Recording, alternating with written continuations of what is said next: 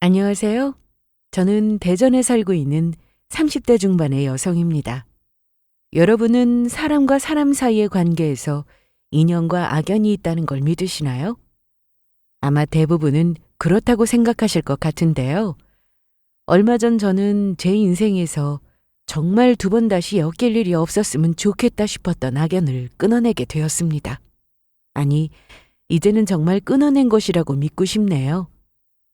저의 그 질긴 악연의 주인공은 바로 저의 친한 친구였습니다. 그것도 저와는 무려 20년을 넘게 알고 지냈던 친구였죠. 더없이 소중한 인연이라고 믿었던 학창시절의 친구가 이제는 같은 자리에서 같은 공기조차 맡고 싶지 않을 정도의 악연이 되는 것은 한순간이었습니다. 그 어려울 것 같던 일이 가능해지기도 하는 게 사람의 인생이더라고요. 생각해보면 그 전부터 이런 일이 닥칠 거라는 전조는 많았던 것 같습니다.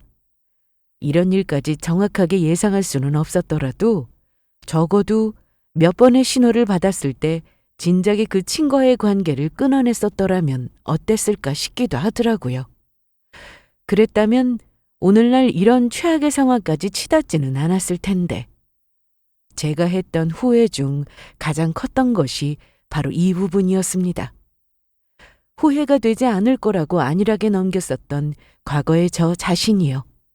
만약 혹시라도 이 사연을 듣고 계시는 분들 중에 저와 비슷한 전조를 느끼고 있는 분들이 계시다면 꼭 그걸 한번 자세히 들여다보시라고 말씀드리고 싶네요. 그럼 저의 이야기를 시작해 볼게요. 제 사연을 보내면서 가장 컸던 고민은 도대체 어디서부터 이 긴 이야기를 시작해야 할지에 관한 것이었습니다. 그런데 아마 이 지점부터 시작을 해야 할 것 같네요. 그 친구를 처음 만나던 시점부터요.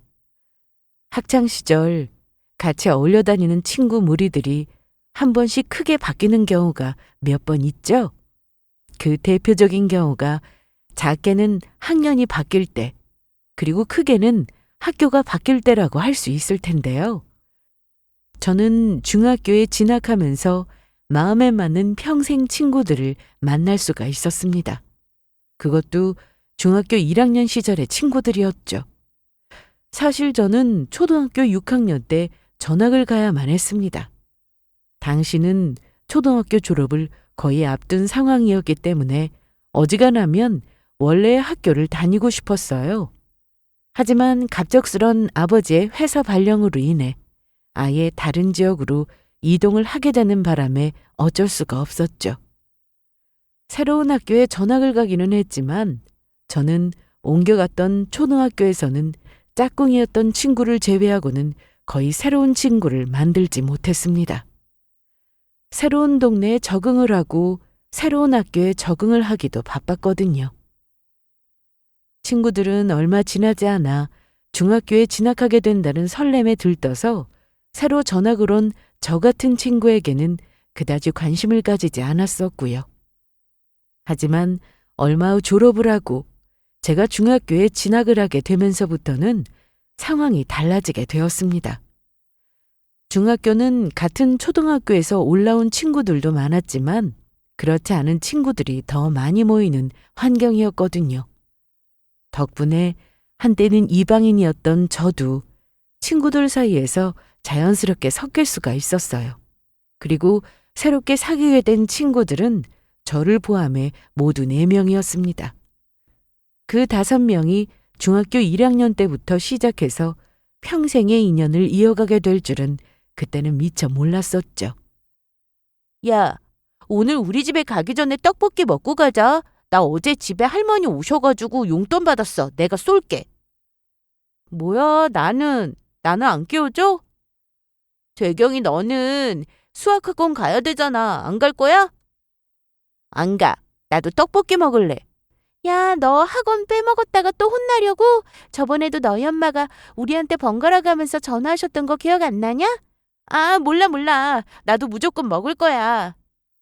학교에서는 저희 넷이서 어딜 가든지 친하게 뭉쳐 다녔어요. 하지만 하교 후에는 피치 못하게 한 명을 빼놓고 다녀야 할 사정이 많았습니다. 당시에 저희 셋은 학원을 다니지 않았지만 재경이는 학원을 가야만 했었거든요. 그것도 수학학원에 영어학원, 심지어 논술학원까지 아주 요일마다 가야 할 곳이 넘쳐났었죠. 재경의 어머니가 학구열이 장난이 아니셨거든요. 문제는 재경이가 질투심이 심한 편이었다는 사실이었습니다. 본인 사정 때문에 어쩔 수 없이 빠지게 되는 경우라도 저렇게 똥꼬집을 부리고는 했거든요. 아우 정다경, 저러다가 또 혼나려고. 외동딸이어서 그래. 외동딸이어서. 다음에는 우리 재경이 학원 안 가는 날 맞춰서 다 같이 먹으러 가자. 저러다 또 삐지겠다. 제가 학원 안 가는 날이 어디 있냐? 차라리 학교 안 가는 날 찾는 게 더 빠르겠다. 간신히 재경이를 말려서 돌려보낸 뒤에는 저희끼리 고개를 절레절레 저으면서 저런 농담을 하고는 했습니다. 아무튼 재경이는 어릴 때부터 저런 성격이었습니다. 유난스럽다 싶을 정도로 질투가 심했죠. 하지만 그때는 그런 모습도 그저 귀엽게 보고 넘길 정도의 수준이었습니다. 저희 모두가 질풍노도의 사춘기를 겪고 있었고 어른이 된 지금보다 감정적으로 솔직하면서도 미성숙한 상태였으니까요. 친구가 특이하거나 심지어 다소 모난 구석이 있더라도 그저 그러려니 하면서 넘어가고는 할 나이였고요. 오늘은 서로 별것도 아닌 일로 죽이네 살리네 박터지게 싸웠다고 해도 내일은 같이 손을 잡고 매점에 아이스크림을 먹으러 뛰어갈 수 있는 사이였어요. 저희는 그렇게 서로의 우정을 잘 지키면서 고등학교에 진학했습니다. 고등학교에서도 별반 달라진 것은 없었어요. 다만 대학 입시를 앞두고 있다 보니 서로서로 조금 더 예민한 구석이 있었을 뿐이었죠. 그래도 이해가 가지 않는 수준은 아니었습니다. 학교에 붙어있는 시간이 길어지다 보니 웬만한 일 정도에는 놀라지도 않을 정도로 피곤했었거든요. 서로의 일상에 관심은 많아도 일일이 반응을 할 정도로 심적인 여유가 없었던 거죠. 저희는 그렇게 서로 적당한 관심과 적당한 애정으로 여전히 단짝처럼 붙어 다니는 좋은 친구 사이였습니다. 하지만 그런 관계가 조금씩 뒤틀리기 시작했던 건 고등학교를 졸업하고 대학에 들어간 이후부터였습니다. 너 가방 새로 샀어? 어때? 너무 예쁘지 않아? 이거 가죽도 튼튼하고 가볍기도 엄청 가벼워. 그러네, 예쁘다. 잘 샀네. 어느 날 모임에서 새로 산 가방을 메고 와서 보란 듯이 쓸면서 자랑을 하는 재경이에게 저는 웃으며 고개를 끄덕였습니다. 그리고 잠시 후 도착한 다른 친구가 재경이의 옷을 연신 훑어보더니 의아한 어투로 물었어요. 야, 뭐야, 너 옷도 샀어? 나는 뒤에서 보고 지훈인 줄 알았네. 이 옷이랑 똑같은 옷 지훈이도 있지 않았나? 아니야, 다른 옷이야. 아니, 이 브랜드 원피스 저번에 우리 모임 때 지훈이가 입고 온 거잖아. 브랜드만 갖고 다른 옷이라고. 그거랑은 여기 카라 쪽이랑 단추 디테일이 완전히 다르잖아. 그런가? 나는 그게 그거처럼 보이는데? 똑같은 옷 아니냐는 말에 재경이는 정색을 하면서 고개를 저었습니다. 건너편에 앉아있던 또 다른 친구는 투닥거리고 있는 그 두 사람의 모습을 말없이 유심히 살피고 있더라고요. 그러더니 이내 제 쪽을 향해서 고개를 돌렸고 저희는 시선이 마주치자 어색한 웃음만 지었습니다. 거기에는 이유가 있었어요. 재경이 또 네가 산 거 따라서 샀네. 오늘 새로 샀다고 자랑하던 가방도 지훈이 너가 가지고 있던 거 아니었어? 똑같은 건 아니고 그냥 비슷한 거. 왜 자꾸 똑같은 걸 골라서 사는 거야? 내가 재경이한테 알아듣게 슬쩍 이야기 좀 할까? 아니야, 됐어. 뭐라고 해. 그리고 똑같은 거 살 수도 있지 뭐. 이건 똑같은 거 살 수도 있는 수준이 아니라 거의 도플갱어 수준인데? 나 아까 뒷모습 보고 진짜 지훈인 줄 알았잖아. 어느 순간인가부터였어요. 재경이가 자꾸 제가 사는 물건들을 따라서 산다 싶더라고요. 처음에는 그냥 제가 너무 예민하게 생각하는 건가 싶었는데 시간이 지날수록 그게 아니라는 걸 알게 되었습니다. 다른 두 친구들도 저와 똑같은 생각을 하고 있었거든요. 재경이는 제가 모임에 새로 산 가방을 들고 나오면 그걸 한참 쳐다보고 있다가 다음 모임에 바로 사들고 오고는 했습니다. 그렇다고 완전히 똑같은 건 아니고 색상이나 모양이 거의 비슷한 걸로요. 옷도 마찬가지였습니다. 사실 저와 재경이는 옷 입는 스타일이 완전히 정반대라고 할 정도로 극과 극이었는데요. 저는 페미닌한 스타일의 옷을 좋아했거든요.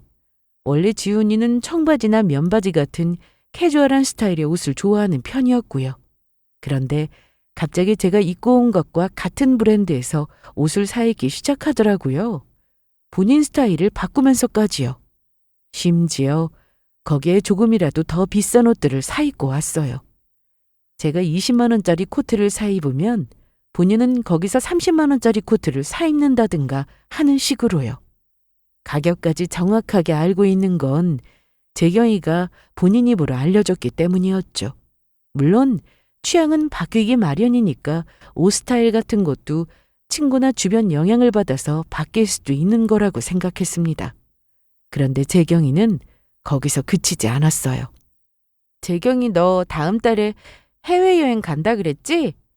이탈리아 지금 가면 날씨도 좋아서 너무 좋겠다. 아, 나 이탈리아 말고 스페인으로 가려고. 스페인?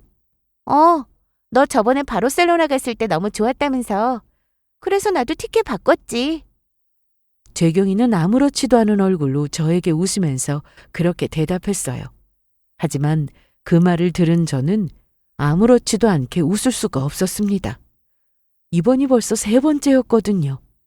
재경이가 저를 따라서 여행지를 바꿨던 일이요. 야, 너는 뭐 지훈이가 가는 데마다 따라다니냐? 뭘 또 따라간대. 그냥 하도 좋다고 하길래 나도 꾸는 거지. 그리고 좀 따라가면 안 돼? 아니, 비행기표라도 끊기 전이면 몰라. 굳이 티켓 변경까지 하면서 행선지를 바꿨다니까 하는 소리지. 너 그거 수수료 들지 않았어? 그거 뭐 얼마나 한다고. 그리고 바르셀로나는 뭐 지훈이만 갔어? 전에 예능 프로에 소개되고 나서 거기가 얼마나 인기가 많아졌는데. 거기다 원래도 거기는 인기 많았어. 솔직히 말해서 재경이 말이 꼭 틀린 것은 아니었습니다. 한 예능 프로그램에서 유명한 연예인들 여러 명이 함께 우정여행식으로 바르셀로나를 다녀온 이후로 거기가 요즘 열풍이기는 했거든요. 하지만 제가 다녀온 곳마다 재경이가 보란 듯이 다음 여행지로 잡는 게 벌써 여러 차례였으니 다른 친구들이 저런 이야기를 하는 것도 이상한 일은 아니었어요. 옷이나 다른 문제들이 겹치니 더 그렇게 느껴지기도 했고요. 하지만 하이라이트는 따로 있었습니다. 얘들아, 나 남자친구 생겼다. 뭐야. 정재경 잘 나가네. 저번에 소개팅 했다던 그 사람이야? 사진 보여줘봐. 아니야, 걔는 아니고 얘는 그냥 다른 데 놀러 갔다가 만난 친구야. 이 사람이라고? 응. 어때? 잘생겼지? 잘생기긴 했는데 너무... 다른 친구들은 재경이가 보여준 커플 사진을 한참이나 들여다보다가 말을 얼버무렸습니다. 뭔데 저러나 싶어서 제가 그 사진을 확인한 순간 바로 이유를 알겠더라고요. 사진 속의 새 남자친구가 제가 아는 사람과 너무나도 닮아 있었거든요. 그건 바로 제 남자친구였어요. 정재경 뭐냐? 이번에 바뀐 남자친구도 너무 닮지 않았어? 나도 보자마자 그 생각했어. 무슨 쌍둥이야 뭐야. 진짜 소름 돋을 뻔했네. 지훈이 너 괜찮아? 안 괜찮을 건 또 뭐야. 내가 봐도 좀 심하게 닮기는 했는데. 됐어. 닮은 사람이야 뭐 많으니까. 솔직히 기분이 이상하기는 하더라고요. 좋아하는 남자 취향이야 서로 겹칠 수도 있는 거고. 살다 보면 내 남자친구랑 닮은 사람도 있는 거니까. 그게 꼭 특이한 일은 아니었습니다. 하지만 이번이 벌써 2번째였거든요. 재경이가 만났었던 바로 직전의 남자친구도 제 전 남자친구와 미묘하게 닮았다 싶었었어요. 그때는 세상에 이런 우연도 다 있나 신기하다 하는 수준에서 웃으면서 지나갈 수 있을 정도였습니다. 하지만 이번에 만났다는 남자친구는 그때와는 비교도 안 될 수준이었어요. 거의 도플갱어가 아니냐 싶을 정도로 닮아 있었거든요. 이후의 연애에서도 비슷한 일은 반복되었습니다. 자꾸 그렇다고 의식을 해서 그런 건지는 모르겠지만 꼭 얼굴뿐만 아니라 제가 만났던 사람들과 비슷한 교집합을 가진 남자들을 만나더라고요. 제가 경영학과를 나온 회계사를 만난 뒤에는 재경이도 똑같이 회계사를 만났었어요. 그 다음에 제가 운동을 즐기고 좋아하는 남자를 테니스 모임에서 만났을 때는 재경이도 곧이어 운동선수 출신이라면서 키 큰 남자친구를 데려왔었고요. 참 뭐랄까. 뭔가 말로 대놓고 하기는 웃긴 일인데 그렇다고 그냥 넘어가기도 미묘한 그런 느낌 아시죠? 다른 친구들은 저에게 한마디 하려면 성화였어요. 좀 기분 나쁠 정도 아니냐고 하면서요. 하지만 저는 그 사실을 굳이 짚고 넘어가기보다는 그냥 그런가 보다 하고 넘기기로 했습니다. 저를 좀 심하게 따라하는 것 같다는 느낌을 제외하고는 저희 사이에서 별다른 문제는 없었거든요. 찝찝하기는 했지만 그렇다고 확실하지도 않은 문제들로 중학교 때부터 이어온 저희의 우정을 망치고 싶지는 않았어요. 그리고 솔직하게 툭 까놓고 물어본다고 해서 재경이가 순순히 인정할 것 같지도 않았고요. 하지만 그때 넘어갔던 것이 저의 실수였다는 사실을 저는 나중에서야 깨닫게 되었습니다. 그로부터 몇 년 후 저는 나이 30이 되어서 만났던 인연과 2년을 사귄 끝에 결혼을 하게 되었어요. 제 남편의 직업은 의사였습니다. 막 사귀던 당시에 남편은 군의관이었고 이듬해부터는 전역을 해서 남편 선배의 병원에 페이닥터로 들어가서 일을 하기 시작했어요. 저희는 친한 대학교 선배의 소개로 만났었는데 사실 처음에는 이 사람과 사귈 생각이 전혀 없었습니다. 우선 직업이 부담스럽기도 했고 집에서 얌전히 내조만 해줄 사람을 찾을 것 같다는 선입견이 있기도 했었거든요. 비록 저는 평범한 회사원이기는 했지만 제가 하는 일에 만족하고 있었고 제 커리어를 포기할 생각도 전혀 없었습니다. 그래서 저와는 여러모로 상황이나 환경이 맞지 않을 거라고 생각했었죠. 저는 그냥 지훈 씨 그 자체가 좋아서 만나고 싶은 거지 저를 위해서 다른 뭔가를 희생해 주기를 바라는 건 아니에요. 지훈 씨가 무슨 일을 하든지 혹은 하지 않든지 전혀 상관없고요. 애프터 신청을 애둘러서 거절하고 돌아왔던 그날 밤. 이유를 물어보는 선배에게 솔직한 대답을 해주었습니다. 그러자 다음날 곧바로 저에게 진지하게 만나보고 싶다고 연락을 하면서 저렇게 말을 하더라고요. 그리고 이제는 나이도 있어서 예전처럼 마냥 연애만 하고 끝낼 수도 없어요. 누군가를 결혼까지 생각하면서 만나야 하는데 지훈 씨랑은 아직 깊은 이야기까지 많이 나눠본 건 아니지만 어쩐지 그게 가능할 것 같은 느낌이 들어요. 남편은 저랑 결혼까지 생각하면서 만나고 싶다는 말을 제 앞에서 몇 번이나 반복했습니다. 사실 저도 저와는 환경이 달라서 여러모로 인연이 아니라는 생각은 했지만 그것과는 별개로 저 역시 사람 자체가 괜찮은 것 같다는 느낌을 받았었거든요. 우리가 조금만 더 비슷한 점이 많았더라면 괜찮은 친구로 남을 수도 있지 않을까. 솔직히 저는 우리가 남녀 사이로 잘 만날 수 있을지는 모르겠어요. 괜찮으시면 그냥 친구로 지내는 건 어때요? 저는 친구로 지낼 생각은 전혀 없는데요. 남녀 사이에 친구는 없다고 생각하고 이렇게 만난 관계에서는 더더욱 그렇고요. 그러지 말고 우리 딱 3번만 더 만나보면 안 될까요? 제가 열심히 노력할 테니까 3번만 기회를 주세요. 보통은 딱 1번만 기회를 달라고 하지 않나요? 그게 1번으로는 좀 힘들 것 같아서요. 남편은 능청스럽게 제 말을 받아치며 대답했습니다. 저는 한참 울었었고 아마 그때 그 사람에게 닫혀있던 마음의 문이 조금쯤 열렸던 것 같아요. 저는 약속대로 3-4번의 기회를 주었습니다. 솔직히 남녀 사이에 친구는 없다고 생각한다는 그 말도 마음에 들었어요. 저도 비슷한 생각을 하고 있었거든요. 이 문제는 누가 옳다 그르다의 문제가 아니었어요. 하지만 저는 평소에 적어도 이 문제만큼은 서로 같은 가치관을 가지고 있는 사람끼리 만나야 한다고 생각해 왔습니다. 그건 여자인 친구나 지인이 엄청나게 많았었던 전 남자친구와 이성과의 모임 문제로 자주 다투게 되면서 얻었던 교훈이었죠. 그래서 이 사람은 정말 다른 건 몰라도 여사친 문제로 제 속을 썩힐 일은 없겠구나 싶었던 거죠. 그렇게 저희는 3번의 만남 이후에 사귀기 시작했고 얼마 지나지 않아서 그 사람 말대로 결혼을 전제로 진지하게 만나는 관계가 되었습니다.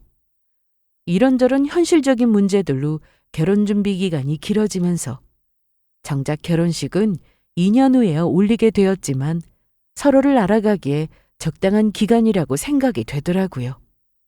평생의 배우자가 될 사람인데 사실 그것보다 짧았더라면 마음이 불안했을 것 같았거든요. 남편은 저의 남자친구였던 그 2년의 시간 동안 저에게 최선을 다했습니다. 병원에서 바쁘게 일을 하면서도 제가 부르면 아무리 피곤하고 힘들어도 언제나 달려와주는 사람이었어요. 토요일까지 근무를 했기 때문에 겨우 일요일 하루를 쉬었는데 그 하루도 온전히 저를 위해 보내고는 했었죠. 한 번도 피곤하다는 핑계로 데이트를 미루거나 했던 적도 없었어요. 저를 실망시키거나 좋지 않은 모습을 보인 적도 없었고요. 언제나 매사에 성실하고 열정이 넘치고 저에게도 좋은 남자친구였습니다. 그래서 저는 지금까지의 그 모습이 앞으로 제가 평생 보게 될 남편의 모습이라고 생각했어요.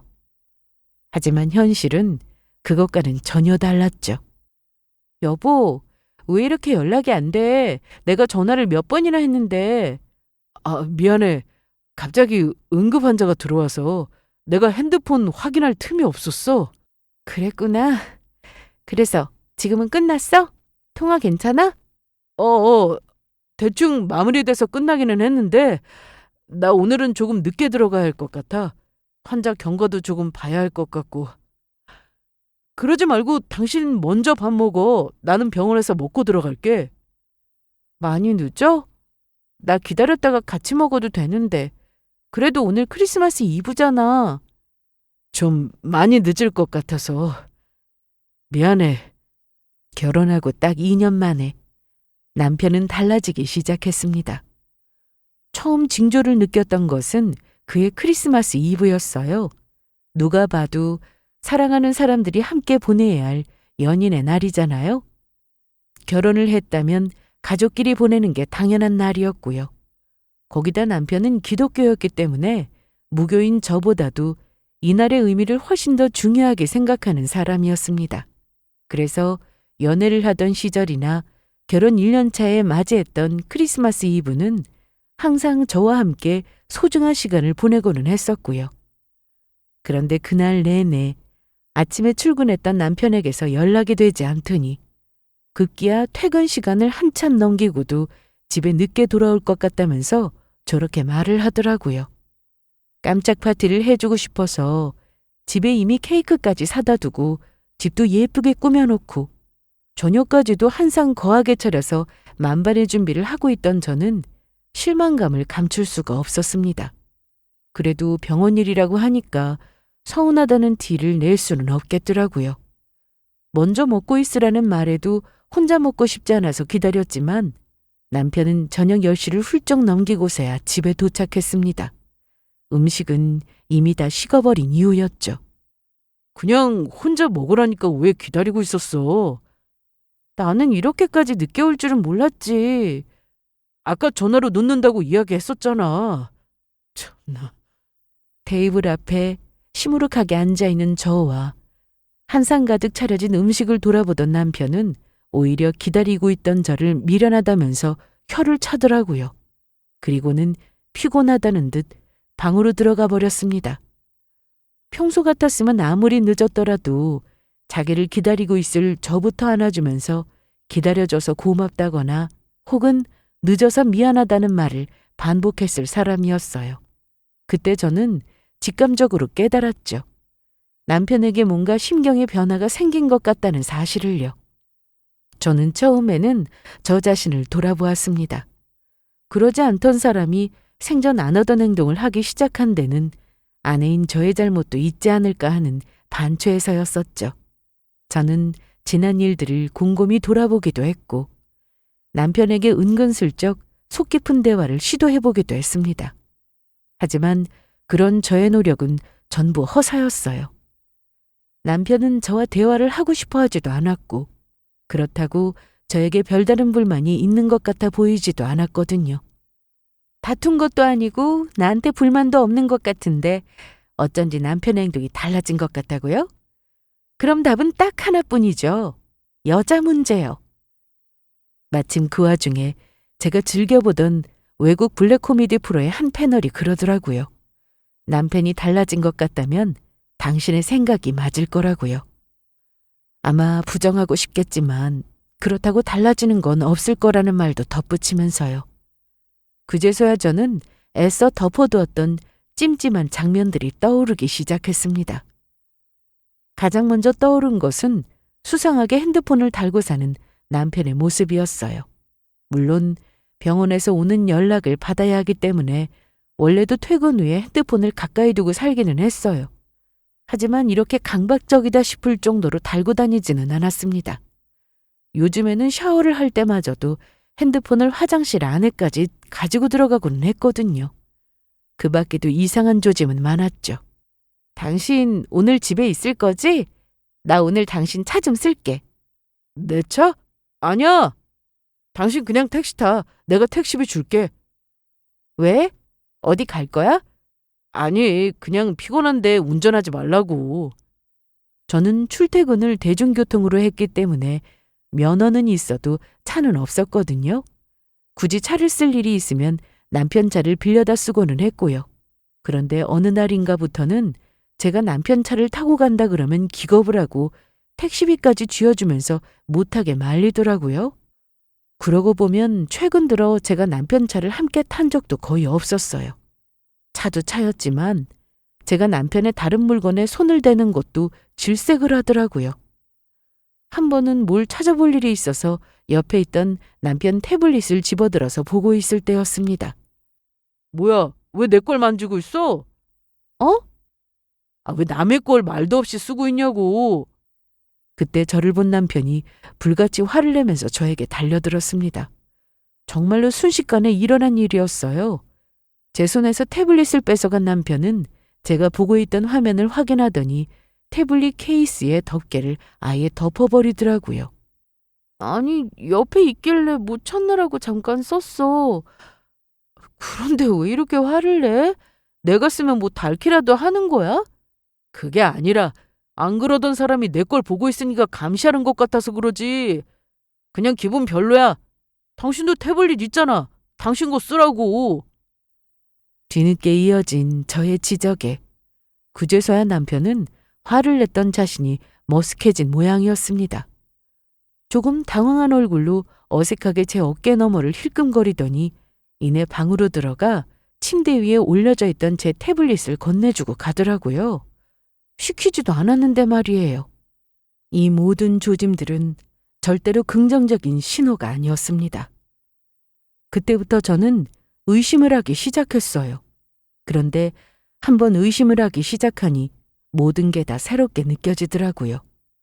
평소 같았으면 의식도 하지 못하고 지나쳤을 모든 일상들이 하나같이 이상하게 느껴졌어요.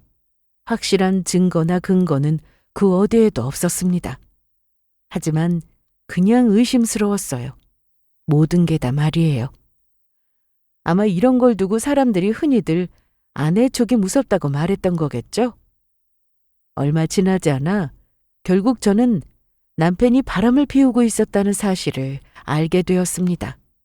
그것도 놀라운 사실이기는 했지만 그보다 저를 더 놀라게 했던 건 따로 있었습니다. 그건 남편의 상간녀의 정체였어요. 어떻게 두 사람이 이럴 수가 있어? 남편의 상간녀는 정재경이었습니다. 제 친구 정재경이요. 꼬리가 길면 잡힌다고 제가 친정에 간 사이에 둘이서 집 근처 마트에서 같이 장을 보고 있었더라고요. 그 모습을 저는 면전에서 목격하고 말았고요. 친정에 갔다가 갑자기 컨디션이 좋지 않아서 일찍 돌아왔는데 오는 길에 간단하게 반찬거리라도 조금 사갈까 해서 들렀던 마트였어요. 저 멀리 시시코너에서 카트를 끌고 있는 남편의 모습이 보였어요. 그리고 그 옆에 팔짱을 끼고선 정재경이 그 인간에게 만두를 먹여주고 있더라고요. 사실 남편에게 여자가 있을 거라는 막연한 상상도 했었고 어디에선가 그 여자와 셋이서 마주치는 상상도 해본 적이 있었습니다. 하지만 그게 절대로 이런 그림은 아니었어요. 내 친구가 내 남편과 바람이 나는 이런 장면은요. 너희가 어떻게 이럴 수가 있냐고! 여보, 소리 좀 낮춰. 사람들이 다 쳐다보잖아. 창피하게 왜 이래 정말? 바닥에 무너지듯이 주저앉아 소리를 지르고 있는 저의 모습에 남편 놈은 기겁을 하고 제 입을 틀어막았습니다. 그리고 정재경은 그 인간의 다급한 손짓에 제가 붙잡기도 전에 이미 마트 뒷문으로 도망치고 없었고요. 창피? 창피라는 걸 아는 인간이 이 짓거리를 하고 있니? 네가 짐승이야?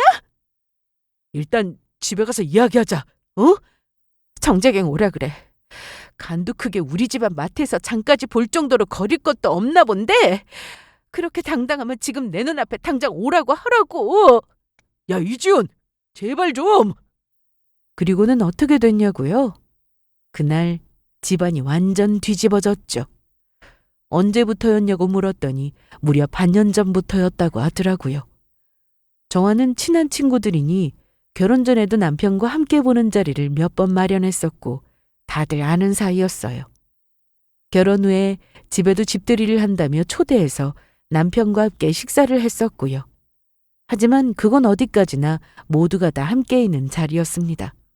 분명히 친구들과 저와 남편까지 모두 5명이 한 자리에 있었는데 도대체 언제 어디서 불꽃이 튀었던 건지. 집들이를 한 이후에 정재경과 남편 놈은 제 안부를 핑계 삼아서 연락처를 교환하게 되었다고 하더라고요. 그러다가 눈이 맞았고 저 몰래 뒤에서 만나오던 것이 결국 오늘날에 이르게 된 것이었습니다. 미안해. 당신한테는 진짜 못할 짓인 거 아는데 나도 어쩔 수가 없었어. 그냥 정신을 차려보니까 그렇게 되어 있더라고. 이미 이 관계는 끝이 난 것이나 마찬가지였어요. 남편 놈은 눈물 콧물을 다 쏟으면서 저에게 무릎까지 꿇고 빌기 시작했습니다. 하지만 그게 용서해달라는 말은 아니었어요. 놓아달라는 소리더라고요. 정재경이랑 만나고 싶다고 하면서요. 어차피 용서를 해줄 생각도 없었지만 그 말을 들으니까 그냥 온몸에 힘이 쭉 빠지는 느낌이었습니다. 그동안 내가 이 사람과 함께 해왔던 시간들은 다 부질없는 것들이었나 싶은 허망함이었어요. 정재경은 제 연락을 받지 않았습니다. 제 번호를 아예 차단해버린 것 같더라고요. 소식을 듣게 된 다른 친구들이 개거품을 물었고 정재경에게 연락을 했지만 그마저도 차단이 되었다고 했습니다. 집까지 찾아가 봤지만 본가에 갔는지 어디를 갔는지 사람은 계속 없었고요. 직장 앞까지도 찾아갔지만 돌아오는 대답은 이미 퇴사를 했다는 소식뿐이었습니다. 아마도 남편 놈과 짜고서 어디론가 피신을 해 있기로 작정한 모양이었어요. 정재경 행방을 불나는 제 말에도 남편 놈은 다 자기 잘못이라면서 화풀이든 뭐든 자기한테 하라는 말만 로봇처럼 반복해댔거든요. 너 진짜 이혼을 해주게? 정재경 그게 바라는 게 그거잖아. 야, 그럼 복수한다고 그 쓰레기들 만나는 꼴을 옆에서 지켜보고 있으리? 당연히 이혼해야지. 상간녀 소송 걸어. 그것도 맞는 말이기는 한데. 아이, 진짜 이것들을 죽여버릴 수도 없고. 열불을 토해내는 친구들 앞에서 저는 담담히 이혼을 하기로 했다는 소식을 전했습니다. 저는 더 이상 이 짓을 반복할 기력도 없었고 이 인간과 하루라도 더 같이 살고 싶은 마음도 없었습니다. 정재경에게서 사과 한마디 제대로 듣지 못했지만 만난다고 한들 그 사과를 받을 수 있을 것 같지도 않았고요. 그렇게 저의 결혼은 남편과 친구의 불륜으로 막을 내리게 되었어요. 그래도 이혼 소송과 상간녀 소송을 병행하면서 위자료는 악착같이 전부 다 받아냈죠. 비록 헛웃음이 나올 정도로 말도 안 되게 적은 금액이었지만 법적으로 불륜을 저질렀다는 내용을 남긴 게 그나마 위안이라면 위안이었습니다. 이혼이 확정되고 얼마 지나지 않아서 그 둘은 재혼을 했습니다. 원하지 않아도 소식이 귀에 들려오더라고요. 그래도 부끄러운 건 아는지 결혼식은 올리지 않고 가족들끼리만 초대해서 작게 식을 올린 후에 살기로 했다는 소식을 들었습니다. 저는 정말로 그 소식을 끝으로 더 이상 그 인간들과 엮이고 싶지 않았어요. 그 어떤 소식도 소문도 알고 싶지도 듣고 싶지도 않았고요. 제 결혼 생활은 충분히 끔찍했고 오랜 우정은 그것보다도 더 처참했어요. 이미 충분했죠. 그런데 1년도 채 지나지 않아서 저에게는 그 인간들에 관한 또 다른 소식이 들려왔습니다. 지훈아, 와, 정재경 그거 진짜 미친 거 아니야? 갑자기 무슨 소리야? 글쎄 정재경, 네 전 남편이랑 이혼했대. 그런데 바로 또 재혼을 하신댄다. 뭐? 이혼을 했어? 재혼은 또 무슨 소리고? 어이가 없었어요. 그 인간들이 이혼을 했다는 소식도 사실 저는 몰랐었거든요.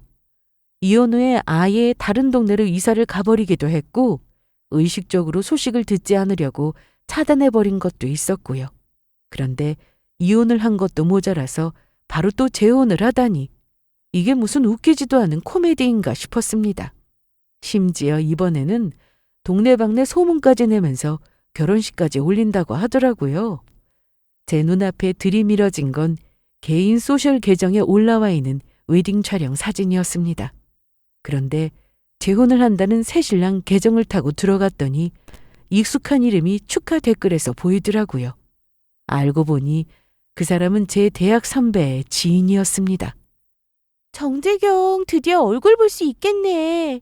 그렇게 너 피해서 도망다니더니 예식장에서 도망가지는 못할 거 아니야. 결혼식은 바로 내일이었습니다. 저는 친구들과 함께 결혼식장에 갔어요. 일부러 아직 사람들이 도착하지 않았을 이른 시간에요. 웨딩드레스를 입고 행복하게도 웃고 있던 정재경은 저희를 보자마자 안색이 싹 바뀌었습니다.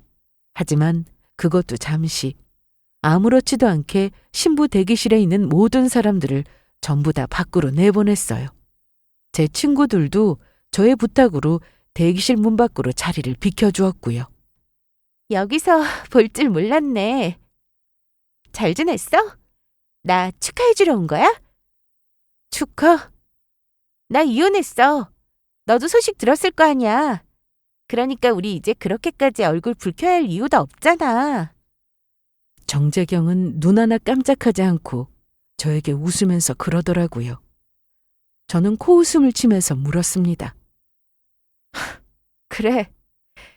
네가 미안하다고 말할 인간은 아니라는 건 진작에 알고 있었고 그런데 그 난리를 치면서 남의 남편 뺏어서 결혼까지 하더니 이혼은 왜 한 거야?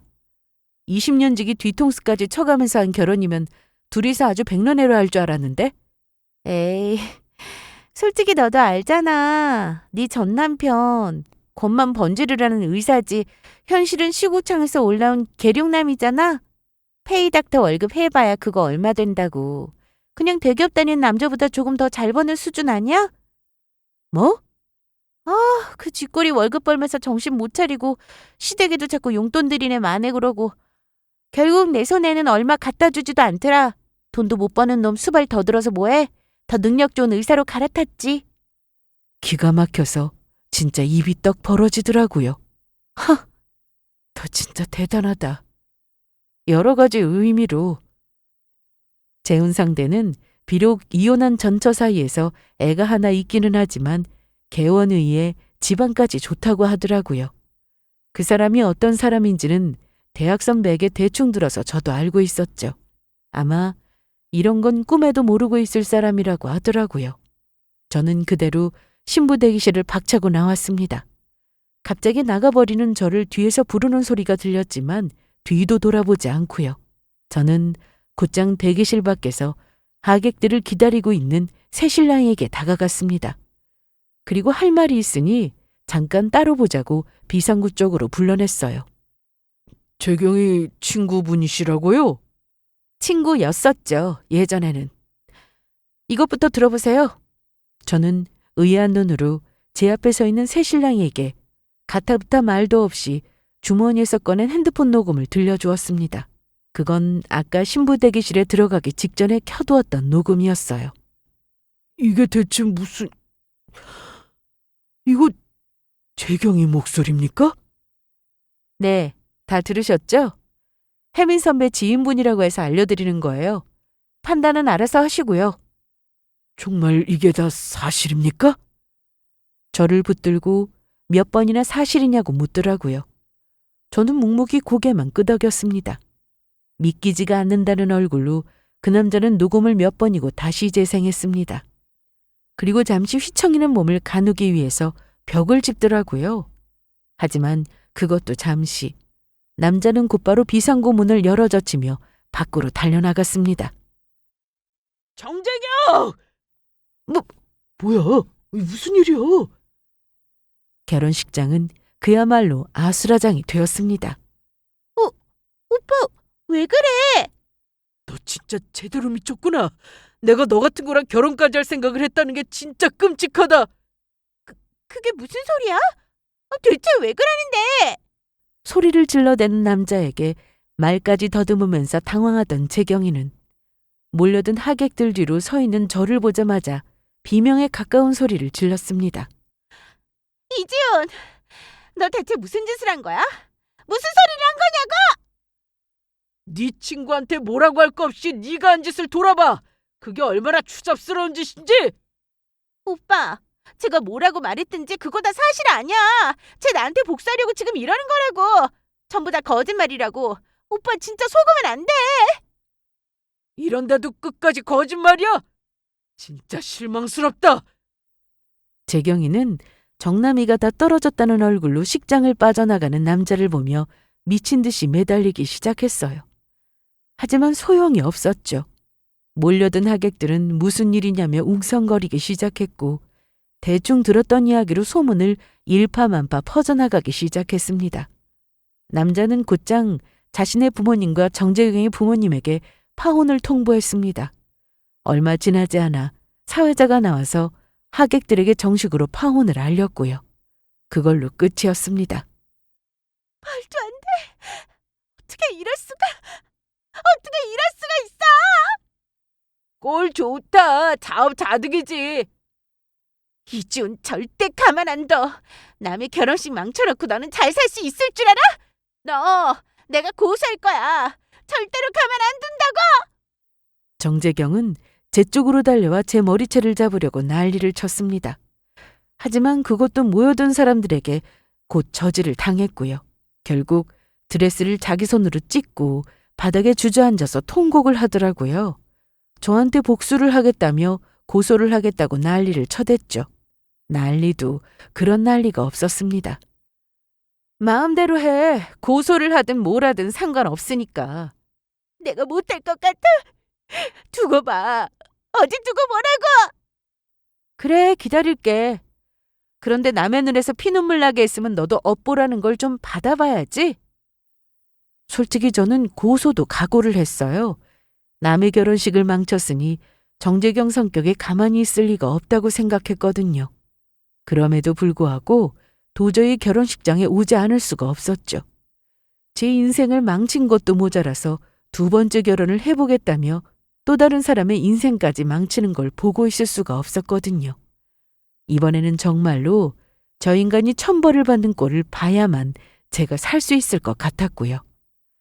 하지만 끝내 제가 고소당하는 일은 없었습니다. 며칠을 기다려도 잠잠하길래 무슨 일인가 싶어서 알아봤거든요. 그랬더니 이유가 따로 있었더라고요. 저는 대학 선배에게서 걸려온 전화로 그 이유를 알 수 있었습니다. 그쪽 집안에서 막았지 뭐. 너 고소한답시고 일 더 크게 만들어서 소문나게 하면 정말로 가만 안 두겠다고. 알고 보니 재혼 상대와 그쪽 집안 변호사까지 나서서 협박으로 입막음을 한 모양이더라고요. 체면이 무엇보다 중요했던 집안이었고 이미 결혼식장에서 대대적인 망신까지 당한 마당에 이를 더 키우는 건 있을 수가 없는 일이라고요. 생각지도 못했던 일이었어요. 어쨌든 결과적으로 저에게는 잘된 일이었죠. 그 이후로 한참의 시간이 또 흘렀습니다. 이제는 정말로 다 잊은 듯이 살 수 있을 것 같았어요. 실제로도 그날의 그 사건 이후 저는 더 이상 정재경을 떠올리는 일은 없었고요. 악몽을 꾸지도 않았고 마음도 편한 나날들의 연속이었습니다. 저는 이제 새로운 연애를 시작했어요. 벌써 몇 달쯤 지난 일이에요. 지난 제 상처까지도 전부 다 이해를 해주는 좋은 사람이고요. 아직 이 관계가 어떻게 흘러가게 될지는 알 수가 없었지만 적어도 누군가와 함께하는 관계의 소중함을 너무나 잘 알고 있는 사람이었죠. 그리고 한 달쯤 전에는 친구를 통해 건너 정재경의 소식을 들을 수가 있었습니다. 의사라고 했던 또 다른 남자를 만났다고 하더라고요. 하지만 그건 의사를 사칭한 전문 사기꾼이었고요. 결혼을 전제로 만남을 갖는다 어쩐다 하더니 정재경은 거금의 돈까지 빌려주고 난 이후에야 그 사실을 알게 되었다고 하더라고요. 그 사기꾼에게는 심지어 전과까지 있었다고 하던데 친구는 전화를 끊기 전에 저에게 한마디를 더 덧붙였습니다. 이제는 정말로 인생이 망한 것 같다고요. 그 전화를 끊고 저는 문득 하늘을 바라보았습니다. 날씨가 유난히 맑고 청명한 하루였어요. 당분간은 이 좋은 날씨가 계속될 것만 같아 보였어요. 그리고 이상에는 업보라는 게 정말 있기는 한 모양이라는 생각이 들더라고요. 여기까지 들어주셔서 감사합니다.